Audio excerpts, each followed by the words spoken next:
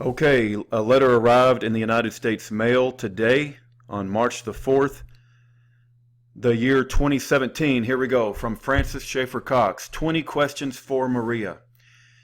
Dear Rudy, I hate infighting. I hate saying negative things about people. I can't afford to be sucked into a mud fight. Not with how many haters are already gunning for me. There are positive, constructive, worthy endeavors that urgently need my attention. It's those things that I want to focus on, not Maria, Richard, and the board. But there are two reasons I can't just let this slide. First, I put my name on the line and asked donors to donate to me. So now I feel responsible if any of that money gets lost, wasted, or stolen.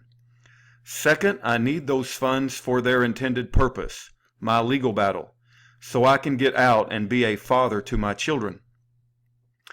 I know you like Maria. I tend to like her too. She's likable, but she needs to answer the following questions.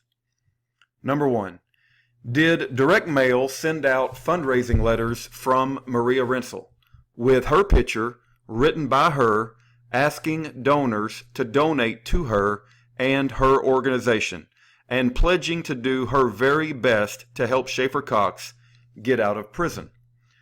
Number 2, were those letters from Maria a total flop that no one would donate to? There's a personal comment that he's making down here about doxing. He's basically saying he'll respect my decision about that. Number 3, did direct mail send out fundraising letters from Schaeffer Cox with his picture in his handwriting, written in first person, asking the exact same donors to donate to him so he could use the money as he saw fit to fight his case and hire lawyers as needed? Number 4, were the letters from Schaeffer Cox a huge blockbuster success that got an avalanche of donations from the very same donors who had chosen not to give money to Maria and her organization? Number 5, do you think it would be morally dubious for Schaeffer Cox to ask people to donate to him, then turn around and give that money to the very people the donors had refused to donate money to previously?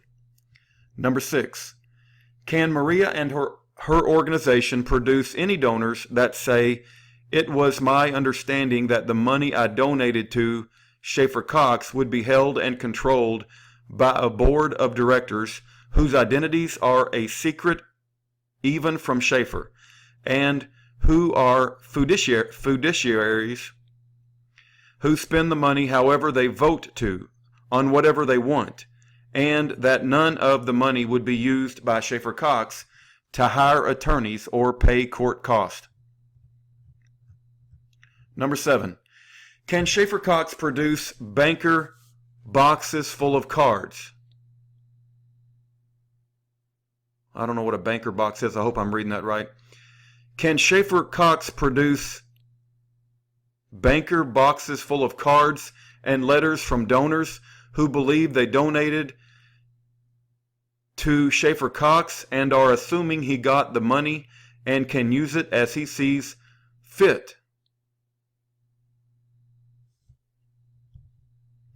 I don't think it's banker boxes, but anyway.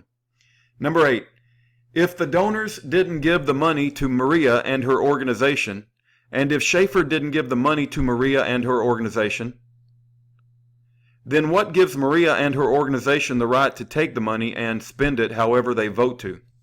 Number 9, isn't taking someone else's money without their permission the very definition of theft? Number 10, is it true that taking someone's money after they told you not to, so that you can put it in a trust that you control, that's supposedly for the benefit of the person you just robbed, is still just stealing money, even if you and your friends vote to do it? Can Maria point to any law to back up her claim? Let me start that over. Number 11. Can Maria point to any law to back up her claim that if Schaeffer has control of the money donated to him the government will be able to come in and seize it, leaving Schaeffer in the horrible predicament of having no money to fight his case with and being stuck with a public defender and not even having enough money for filing fees to fight pro se. Number 12. Can Maria and her organization see that they have created the very scenario they claim they are preventing the government from creating? Number 13.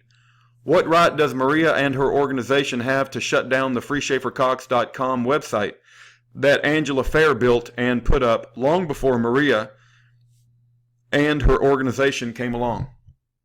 Number 14. What gives Maria and her organization the right to hold the donor list hostage and not let Schaeffer use it, and in fact demand that he rent it from Maria when it's a list of donors who donated to Schaeffer and refused to donate to Maria? Number 15.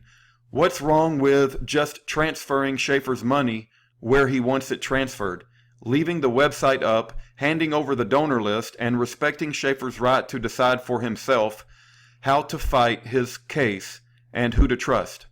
Number 16. How much money was donated to Schaeffer, all total, before mailing costs are taken out? What's the gross? How much money did Maria and the organization take? How much have they spent? What has it been spent on? Why would you try to keep this information from Schaeffer if everything's on the up and up? Is it because you took the money without his permission and spent it on stuff he wouldn't approve of if he knew? Do you think that's moral? Do you think you'd like to be treated that way you are treating Schaeffer? Would you feel disrespected? Would you feel bad every time a donor asked you where their donation went? Number 17, even if you believe your own BS about being fiduciary and trustees and using the money for the benefit of the guy you just stole it from, wouldn't you still have a conflict of interest now that Schaeffer has said he's going to sue you to get the money back so he can be able to look 16,000 donors in the eye again? As soon as he gets out of prison or has money to fight with, you're going to lose everything. So wouldn't that mean that the best thing for you right now is for Schaeffer to lose all his appeals and stay in prison broke and helpless? Is that why you took down the website? Is that why you don't want people donating to his commissary account? Number 18. If you say you believe in liberty and letting people make their own choices, keep their own money, and not be robbed and coerced by city councils and boards who vote on how to control people, then why wouldn't you respect Schaeffer's choices, let him keep his own money, and not be coerced by the votes of your little body politic? You feel violated when city council decides to help you against your will by voting to put fluoride in your water. But how is that any different than Maria and her secret board voting to help Schaeffer against his will by shunning him while stealing his money and spending it on things he doesn't approve of? Number 19. Do you think man is God, and that by getting a board of surreal man gods together and performing the ritual of voting, you can exempt yourselves from the moral constraints, like don't take other people's money without their permission, that would otherwise apply to all individuals? Let me read that again because I don't think I read it properly. Number 19.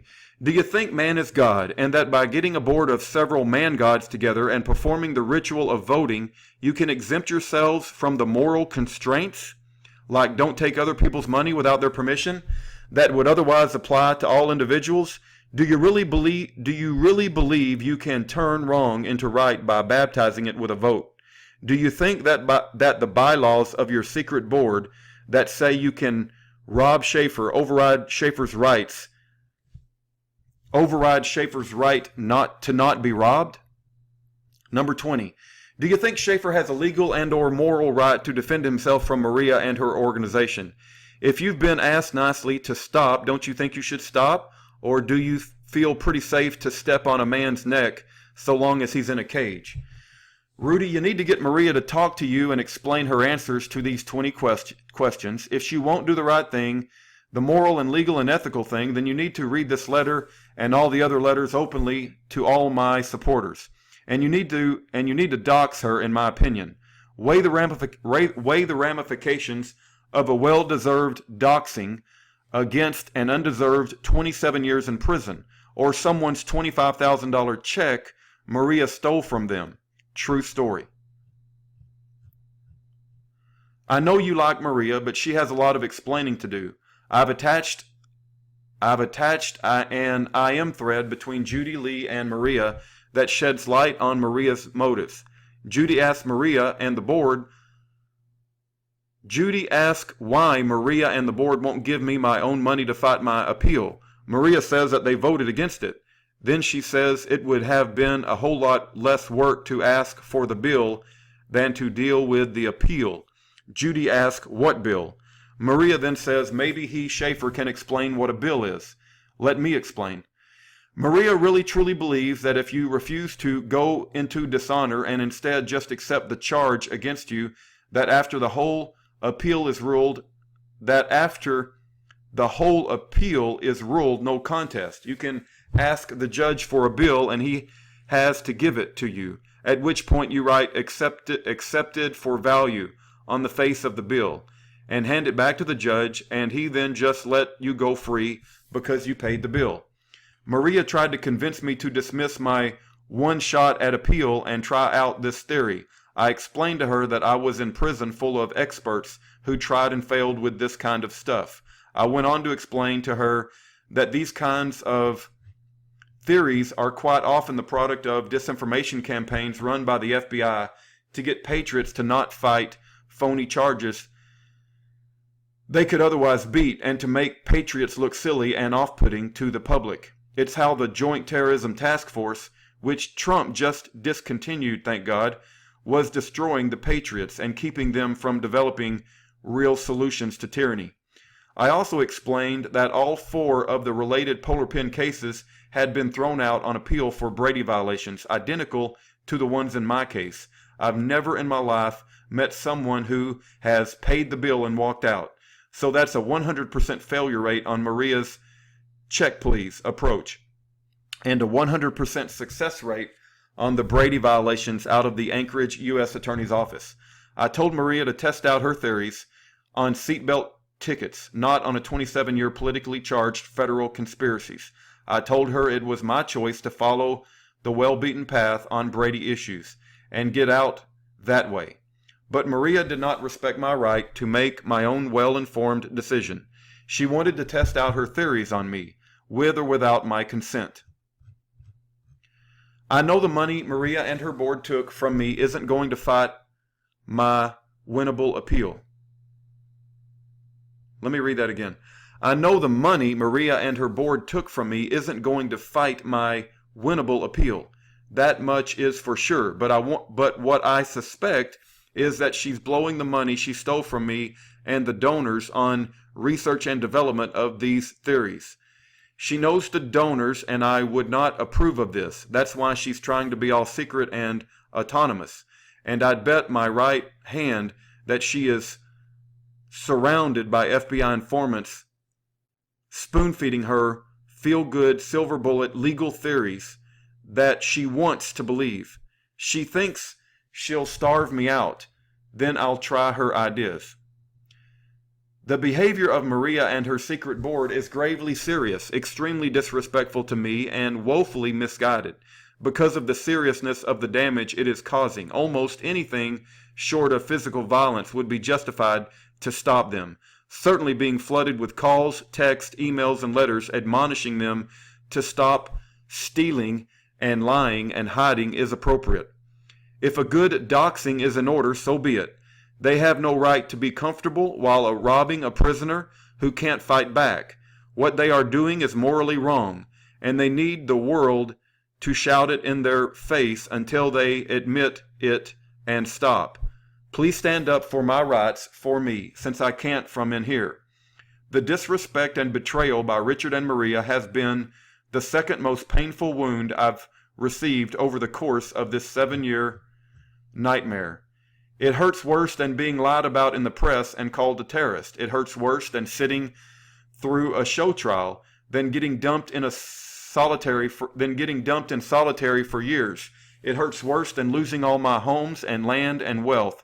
It hurts worse than having my home raided and trashed by secret police. It hurts worse than informants like Bill Fulton and Aaron Bennett continuing to spin a web of lies and plant rumors like Johnny Appleseed all over town. I expect that from them. It's Bennett's job. That's what the ATF pays him to do. So I don't like it, but it doesn't wound my heart. It's not personal. What Richard and Maria are doing to me burns deep. I really love them.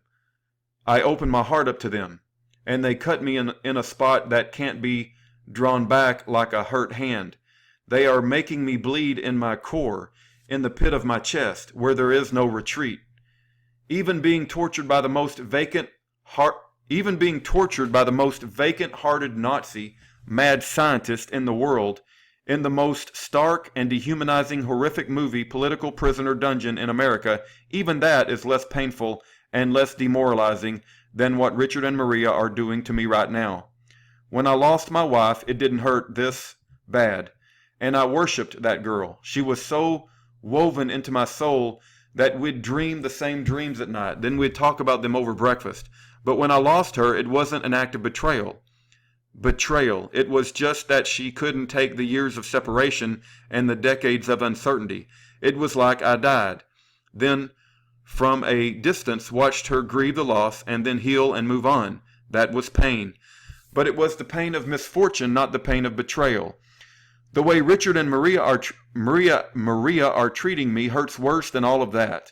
The only thing I have lost more peace over is watching my children cry and suffer because the feds tore their happy home apart. Let me read that again. The way Richard and Maria are treating me hurts worse than all of that. The only thing I have lost more peace over is watching my children cry and suffer because the feds tore their happy home apart. Nothing will ever hurt me more than that. Nothing. That's why the feds would withhold contact with my children to punish me. They knew it's my most tender spot, and nothing is sacred to the sleepwalkers who run this death factory. Nothing. So that's where we're at. Richard and Maria won't even accept my calls or emails. They're hiding because they're guilty. They can't even hear my voice, much less look me in the eye. So I need all of you to plead my case to them directly. The question isn't, will Maria pay the bill theory work, or what do the bylaws that Maria and her secret board wrote for themselves say they should do, or did they mismanage money or not? None of that matters, because there's only one real question. If the donors didn't give the money to you and Schaeffer didn't give it to you, then what made you think you could just take it without permission? I've told them over and over that I don't want them involved in my affairs in any way. I've told them to transfer all money, the rights to the donor list, the website, and everything else to Angela Clemens. I trust her, and I don't trust them. That's my decision based on how people have acted. I get to decide who I trust. It's not up for a vote. My life is not a democracy. It's wrong for Richard and Maria to mistreat me just because I'm in prison, and they think I can't stop them. I need all of you to stay on top of those two and not let up until they turn me loose and transfer everything to Angela Clemens like I've asked. All right, he said he would respect my decision. Richard Neff's email is r.neff@gci.net. Maria Rensel's email address is rensel@reagan.com.